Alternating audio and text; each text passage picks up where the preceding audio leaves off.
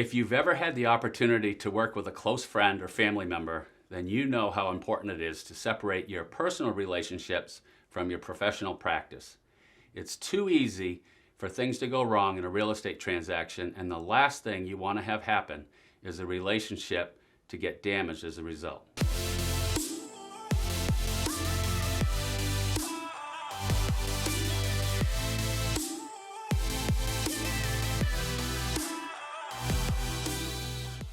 If there's one thing I learned long ago, don't be too casual when working with the people you hold close. I've seen it time and time again where a transaction goes south and relationships get strained or damaged beyond repair just because one didn't take the time to separate themselves from the relationship and possibly didn't think it necessary to communicate something they felt was simple enough to handle on their own, and then suddenly the problem became more complicated and their friend or family member felt they should have been told. The issue is trust. The people you hold close trust you implicitly. It's because of this high level of trust that you need to be even more careful when it comes to working with them on any sort of real estate transaction.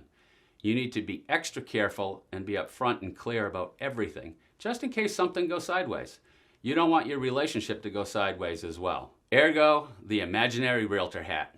And what exactly do I mean by that? Bottom line, it's an easy way to visually separate yourself from personal and business interactions. Allow me to demonstrate. Say you and your significant other are out to dinner with your dear friends whose house you recently listed.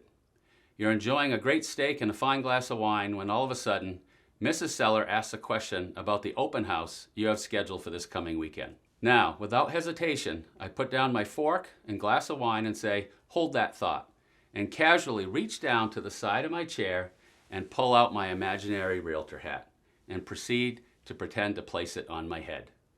And then I say, "What questions do you have?" And now I'm ready to engage in a conversation about the upcoming open house. And then when I'm done, I pretend to remove the hat and place it back beside my chair and carry on where we left off, glass of wine in hand, along with a toast to a great friendship. Simple and fun, and everybody kind of laughs. I know what you might be thinking, this is silly, and I would never do that. Okay, fair enough. But you better be very clear when it comes to separating these conversations. I've found over the years that my clients love the visual aid. It's fun and a super simple way to make it clear how your friends, aka your clients, know who they are talking with. So you're probably wondering, how do I introduce the hat?